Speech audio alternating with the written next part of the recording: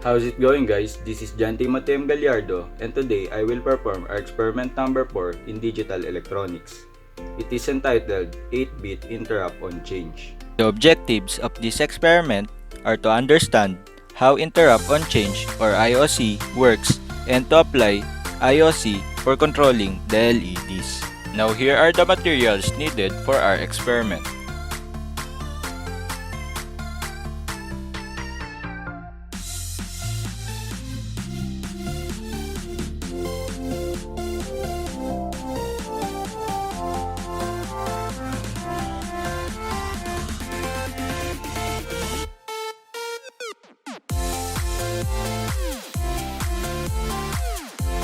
For this experiment, we will use the MPLAB XIDE and MPLAB XIPE applications.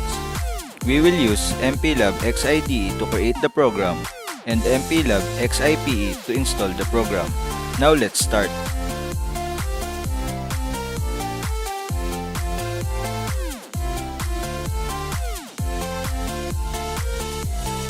For the first part of our experiment, create a new project, select microchip embedded and standalone project. For the device, use PIC16F18875. Next, use XC8 as the compiler toolchain. Name the project Experiment 4. Then browse your desired target location for the project. Click Finish. After the loading is finished, click Tools, Embedded, then select MPLAB Code Configurator. Click Save. Click the output under port A4 and port B4. Then go to Pin Module and set their custom name. Uncheck the analog.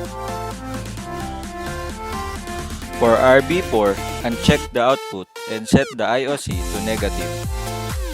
Go back to the system module. The oscillator select should be HPin TOSC. The HF internal clock should be 4 MHz. The clock divider should be 4 and the low voltage programming enable should be checked. Go to interrupt module. The pin module IOCI should be enabled. Then click generate. After generation is complete, go to Project, Experiment 4, then Main C. Enable the global interrupts and peripheral interrupts.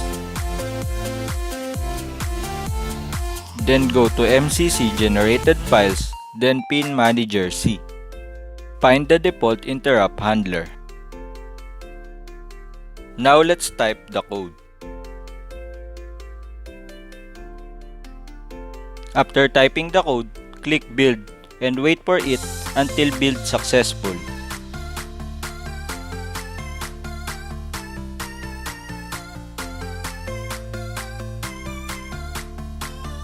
Now we will connect the PK3 and ICD2 with the IC to our personal computer to install the program.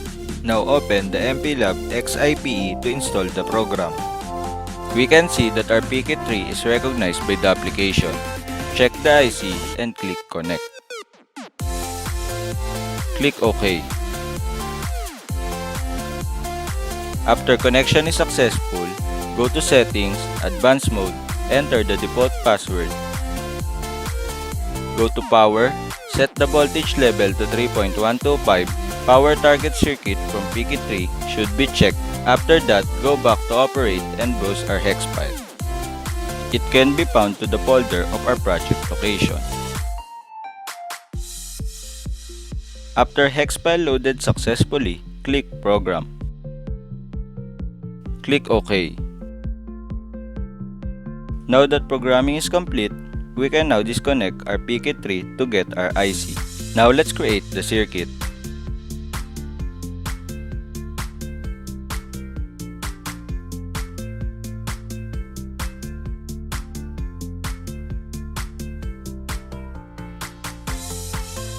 Now here's the result.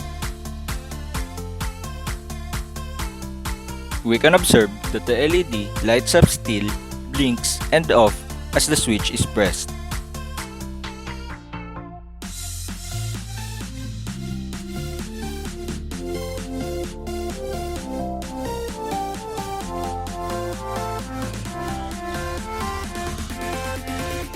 For the second part, we will add 2 more LEDs.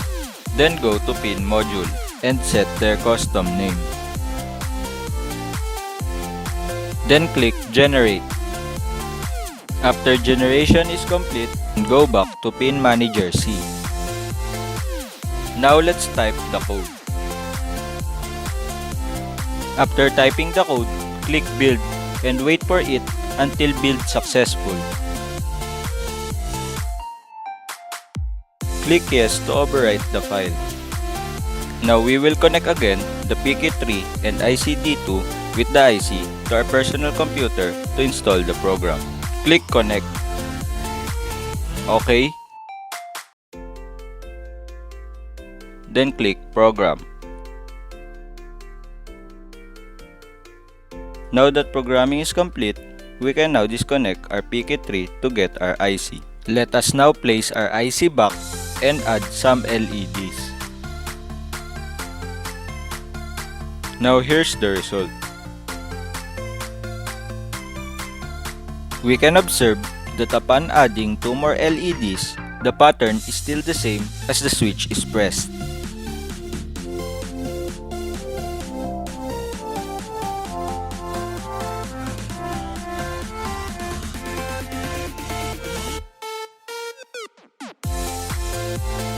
And that concludes our experiment number 4. See you guys next time. Goodbye.